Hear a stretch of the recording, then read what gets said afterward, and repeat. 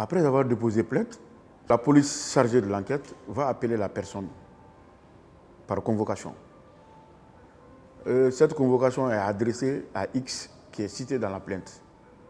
Et soit il est appréhendé sur les faits, sur le lieu, ou bien soit il est à la maison, il est cité dans la plainte, on va le chercher, on va le faire comparaître devant le commissaire et le policier qui est chargé de l'enquête.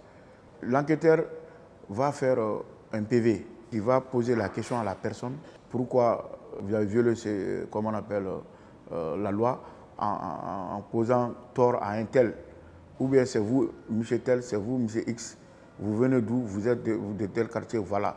Après avoir identifié, et on rentre dans le vif du sujet, ça c'est les faits, comment les choses sont passées. Et vous expliquez en homme en conscience, sans pression, sans murmure. Mais la loi aussi vous protège.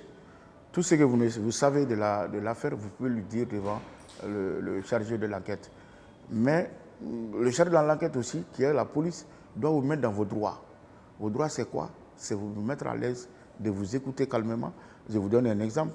Supposons qu'il y a des gens qui vivent une région très forte, des délinquants, peut dire qu'ils ont faim, ou bien ils ont soif, ou bien depuis toute la nuit ils n'ont pas dormi, ils ne sont pas en position de répondre.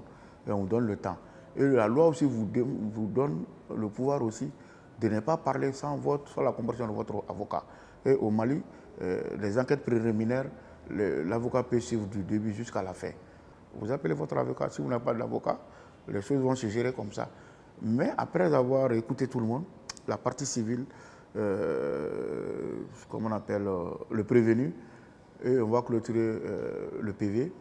Et la loi dit qu'il faut l'interroger pendant 2 jours, de garder en garde à vue pendant 2 jours.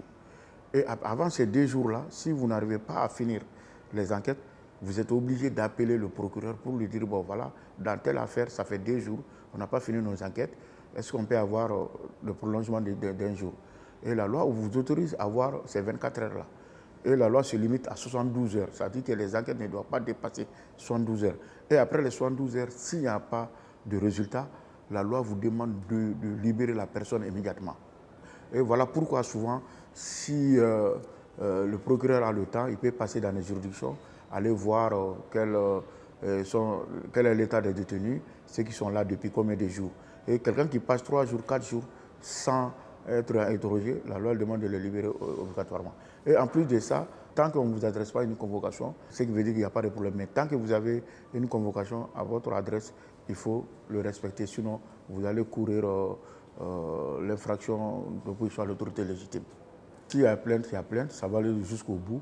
Mais dès qu'on vous transmet le dossier, on transmet le dossier au procureur, et s'il a conduit même la personne qui a violé la loi devant le procureur, et dans les enquêtes, la loi aussi donne l'occasion au procureur de faire son PV de parquet. C'est-à-dire que lui aussi peut poser des questions, mener des enquêtes, comme la police vient de faire. Bon, c'est à travers ça que le substitut du procureur peut se rendre compte effectivement il y a erreur dans cette affaire-là parce que la personne poursuivie est innocente. Bon, là, on peut dire que la plainte peut être annulée. Mais dans ce cas, le procureur ou le substitut qui a le dossier va décerner un certificat de non-lieu à la personne pour dire, bon, maintenant, on ne vous poursuit plus, et il y a un non-lieu contre vous, et on vous certifie ça par un papier qu'on vous donne pour dire que le dossier est placé, est suspendu pour le moment. Là, on vous libère. On peut dire là, ça peut annuler la plainte. Mais pour le moment, on assoit un peu l'enquête avant de voir clair dans les choses. Mais s'il y a de nouveaux éléments, on peut vous rappeler pour de nouvelles enquêtes encore.